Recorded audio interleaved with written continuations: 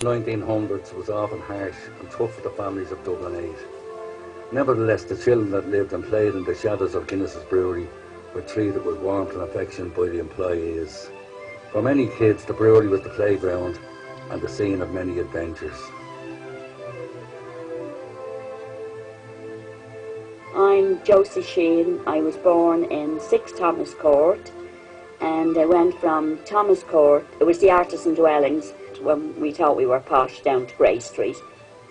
In the winter there's a hot plate out, it was a hot plate in Crane Street, and in the winter we'd go up there maybe after school and we'd sit on the hot plate and tell stories. It was great.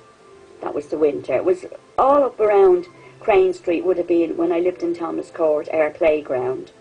Rainsford Avenue, Crane Street, lots of things, like we'd get the Guinness rope and make swings on the, you know, the pole, the lamp pole. This would have been an adventure. This would have been, instead of going into town, to come around this area. As I said earlier, it was always full of activity.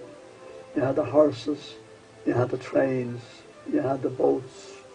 So everything was there. You could go up to the harbour, and the section going up towards Inchicore, you could look at that, you could see the swans on it as well. So there was always something to see, something to smell. It was great. It was a city within a city. Always activity. You know, we'd go up to the park, to the Phoenix Park, and of course to make the journey short, we thought it was a great thing to get up on the barrels and jump from barrel to barrel all along the jetty. And then, like, you know, the watchman would come out, and that would be my father-in-law maybe, and say, come on, off you go.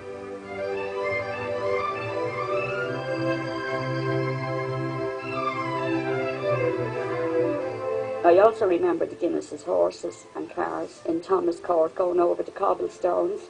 And I remember when it would be icy or snowing, maybe the horse would slip and they had chains and they'd be trying. And that was all excitement to us. That was, you know, the horses after falling and the men would be trying to get it up with the big chains and ropes, getting the horse up. Guinness's had lots of horses. The boys had scut those horse and cars. That was another bit of excitement around the place, scutting the horse and cars. Most vivid thing probably was just literally playing on the street, because again we're talking 1940s, we're talking about there was very few cars. You could draw on the street with chalk and play on that. Also, the North Avenue in those days was a cobbled street all the way from one end to the other. I remember horses and carts going up to North Avenue. We had a shop next door to us, so the bread got delivered by a horse and cart. There were obviously Guinness horse and carts driving up as well. Getting a skip rope for nothing.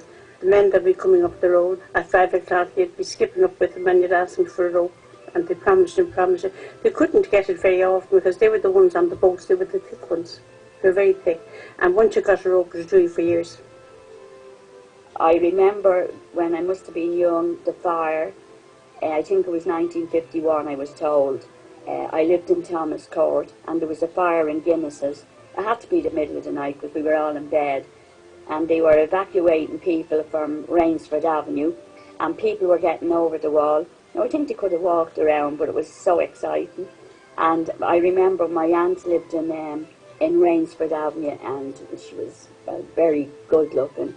And I always remember her. I remember her night dress, would you believe? Because it was a satin night dress with T-straps, and the firemen were all helping her over because she was gorgeous. That's what I remember about the fire, and we didn't have to go to school the next day because we were all exhausted. Great excitement, that.